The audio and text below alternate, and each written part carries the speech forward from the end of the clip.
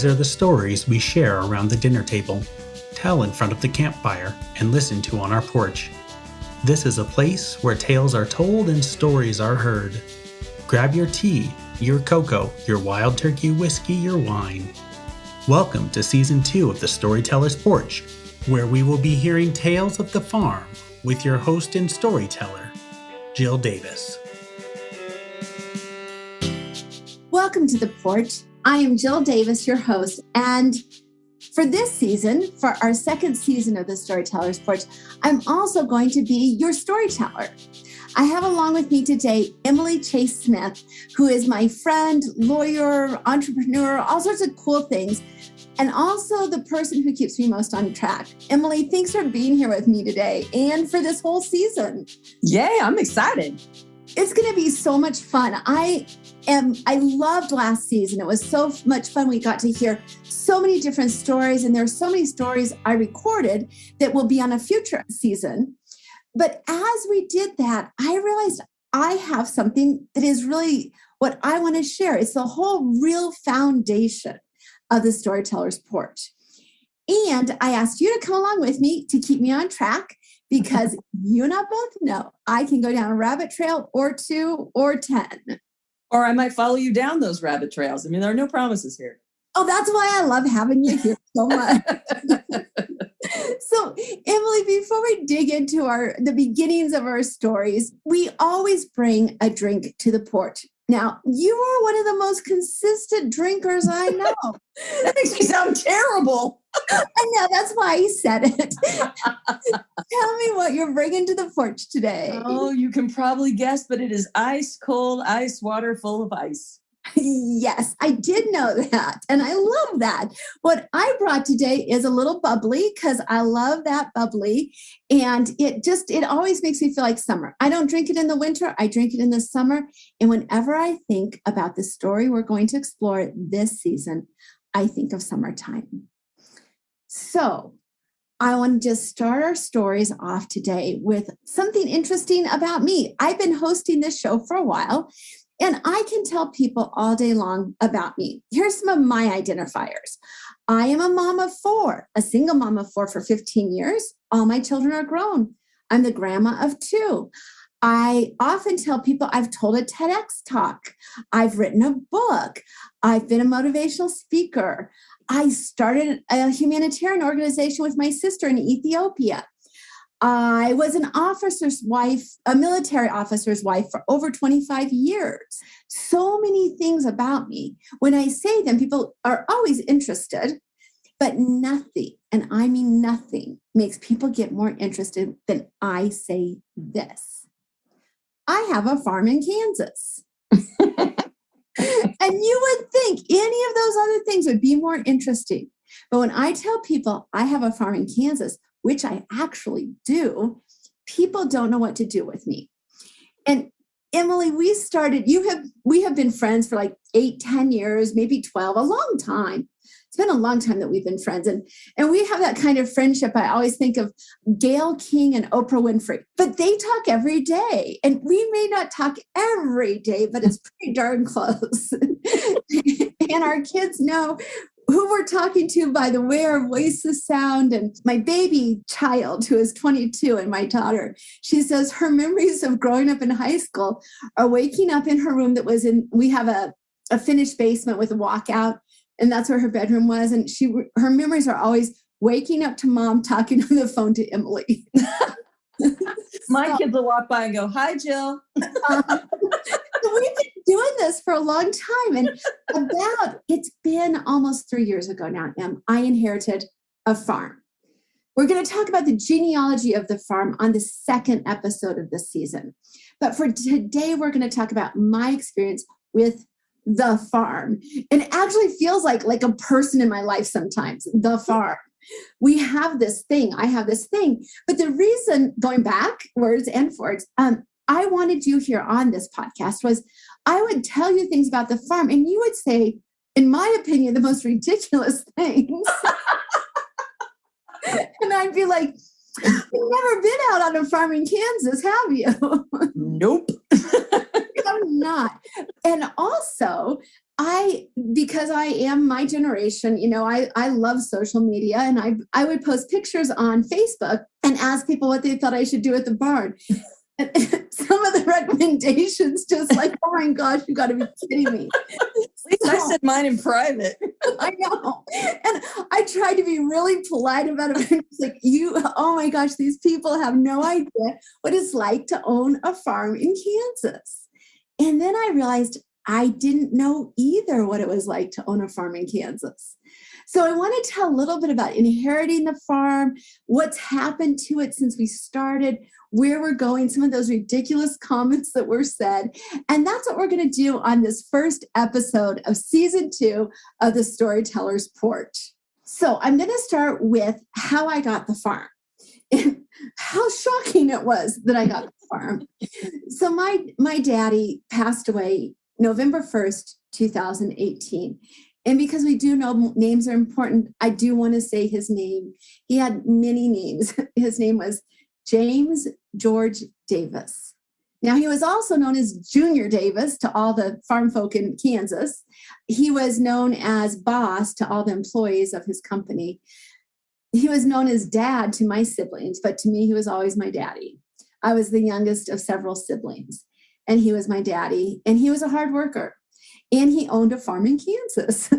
Now, growing up, I did not think owning a farm in Kansas was of any interest at all. My mother, who also grew up in Kansas, did not ever want to return to the farm, which we'll explore that again in season 2, why she didn't want to go back to the farm. She did live there for a few years with my oldest brother and 2 of my sisters.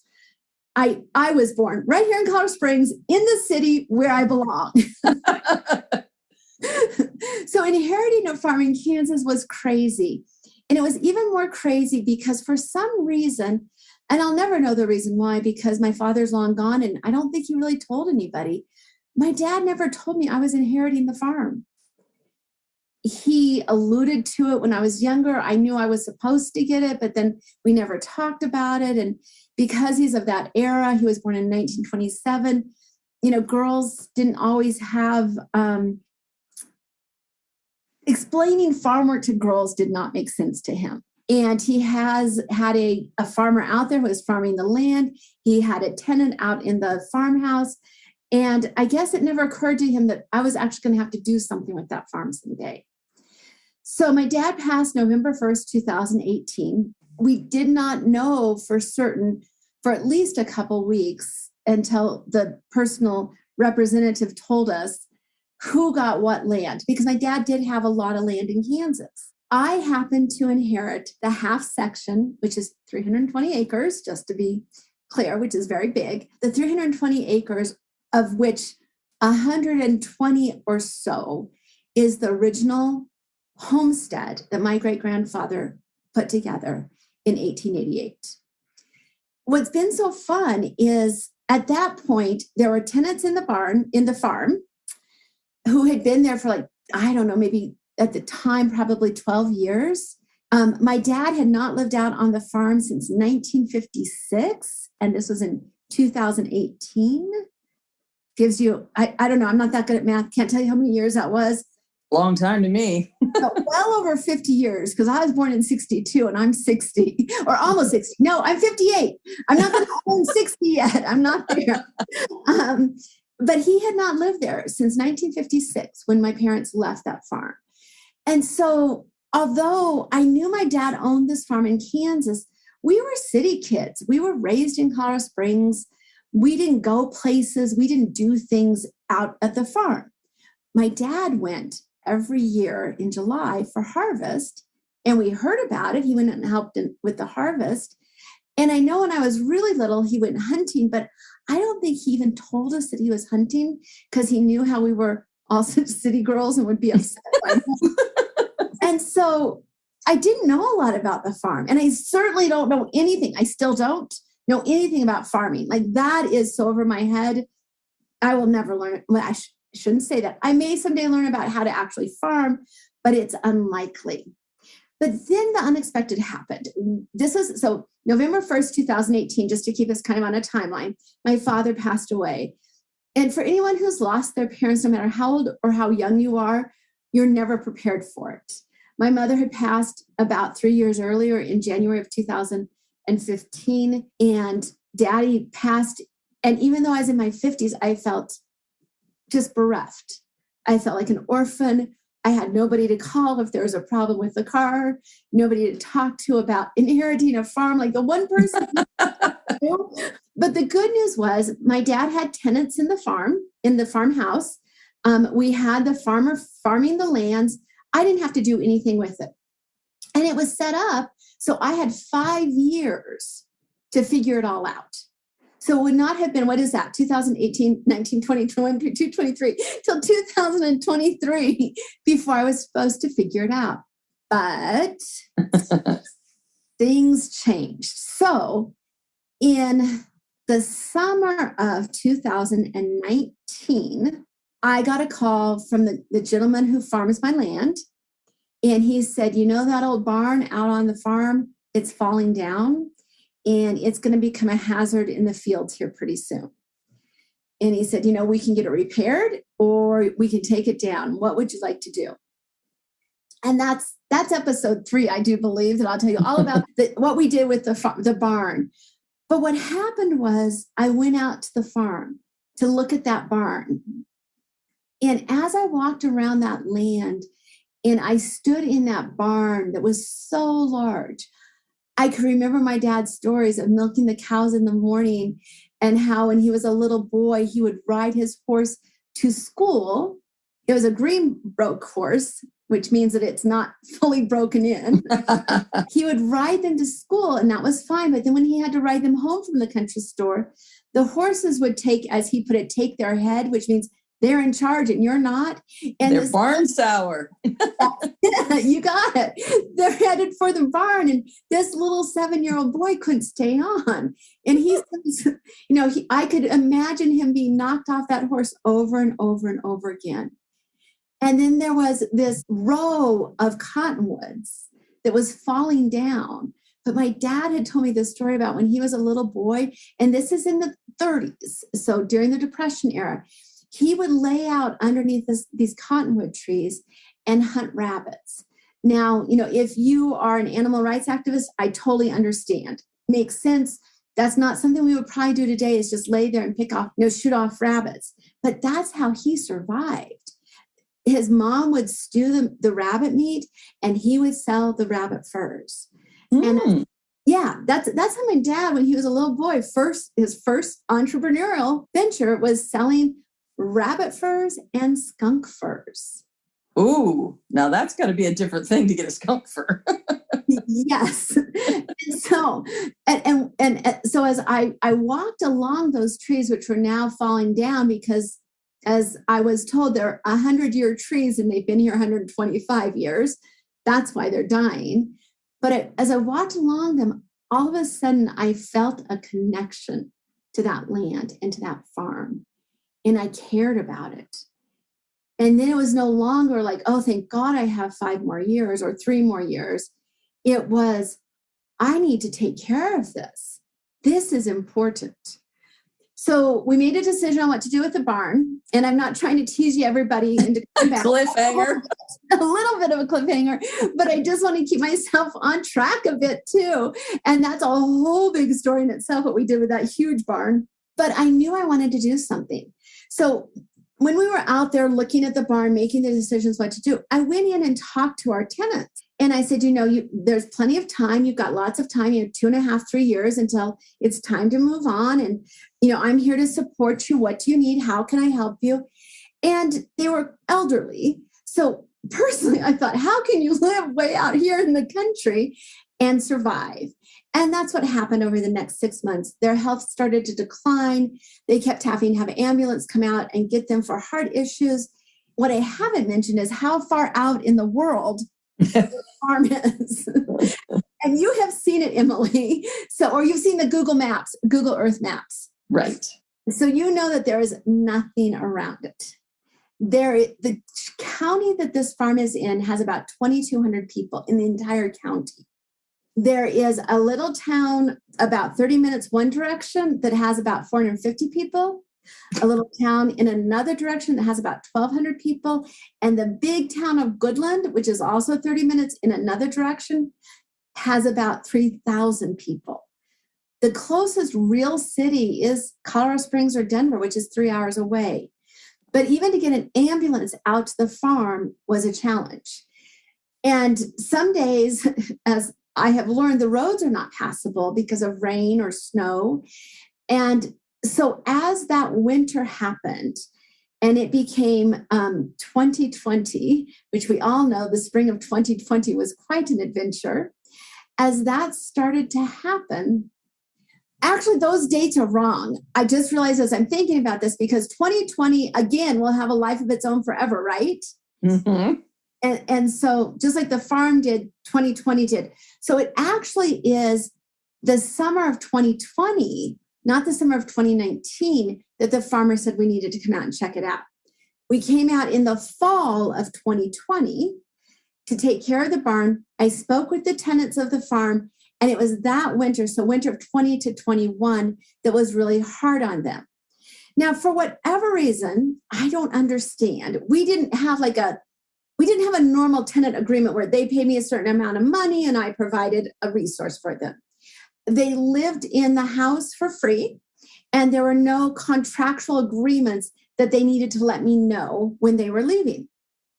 So one day in February of 2021, which is the year we're recording, I got a call and a voicemail from them saying, the keys are on the counter, we have left. You know, of course, I know it was because of health conditions, but it was a little shocking for me to all of a sudden have an actual house and everything that I had to take care of. Yes.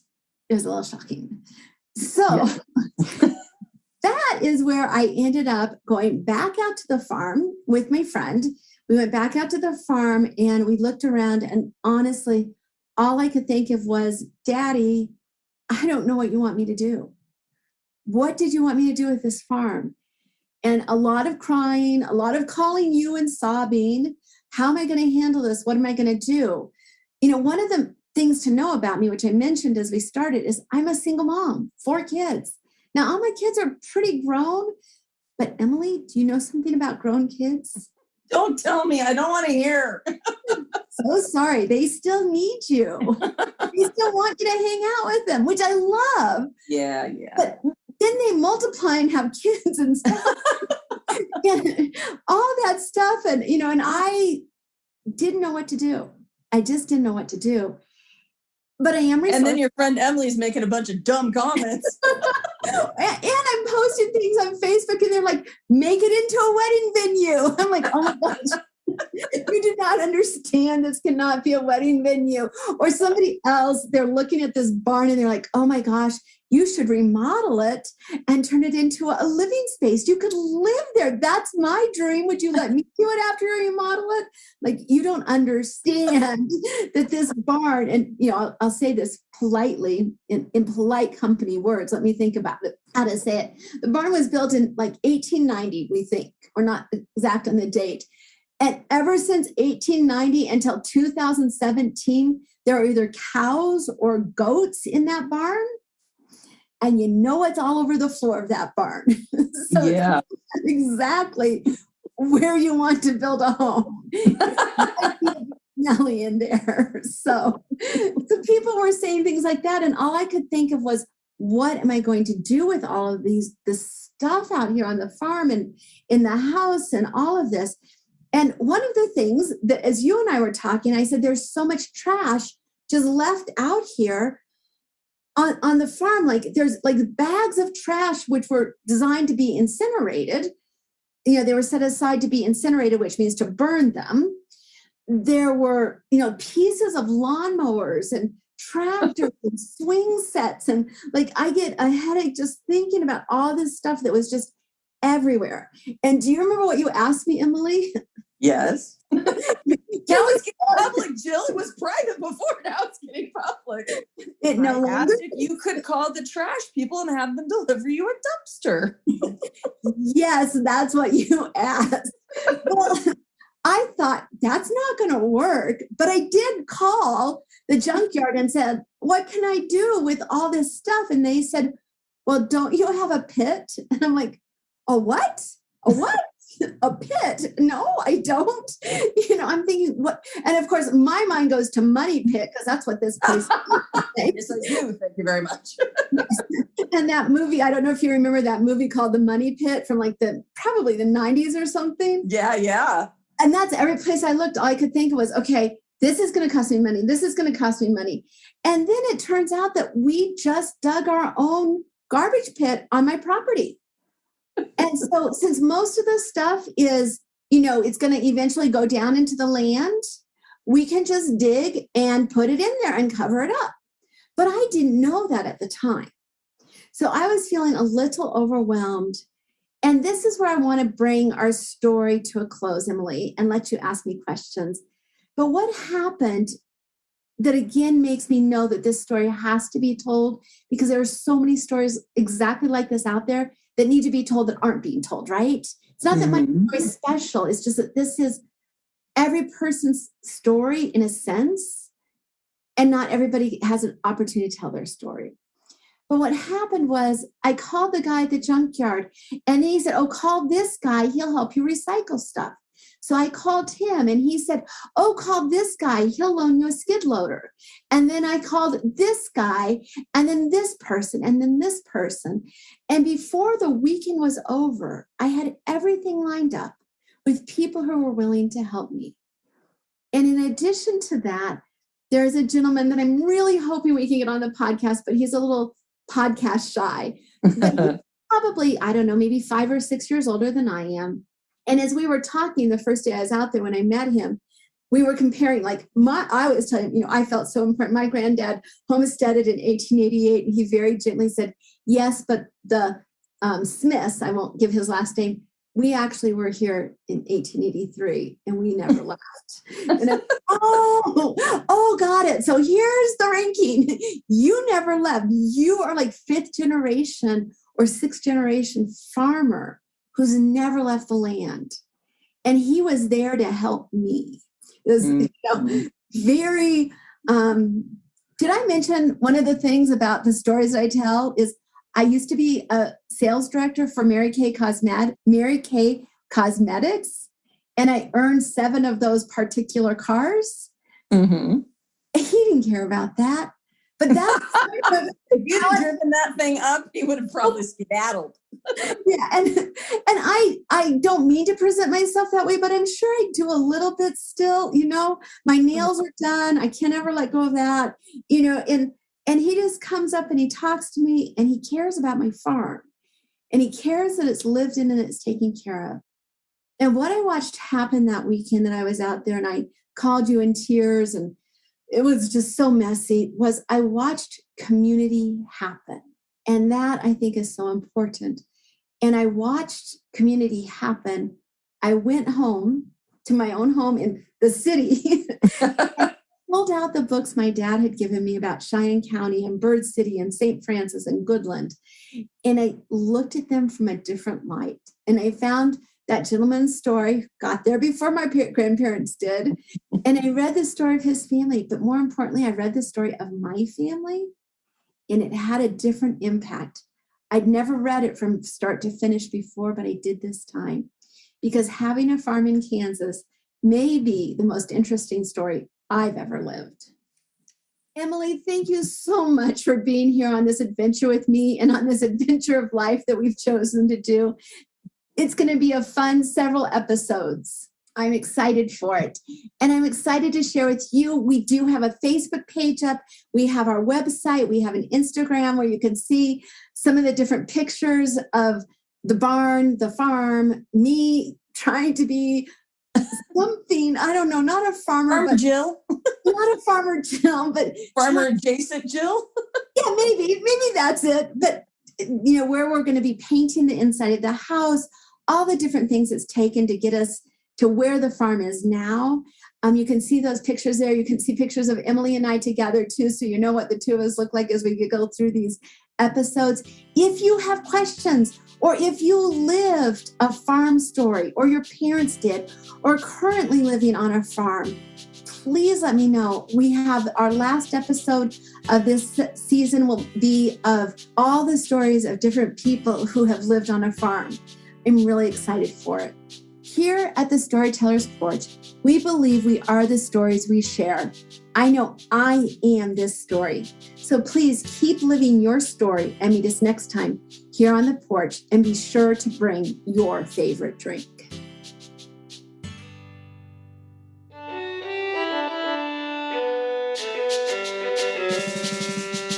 To learn more about this season's storytellers and to catch past episodes of the Storytellers Porch, visit us at thestorytellersporch.com. To make sure you hear every exciting episode with Jill this season, subscribe and follow us on Apple Podcasts, Spotify, Stitcher, and wherever you hear your favorite shows. We'll see you next time here on the porch at the farm, where I'll be drinking iced coffee and occasionally some wild turkey whiskey. What drink will you bring?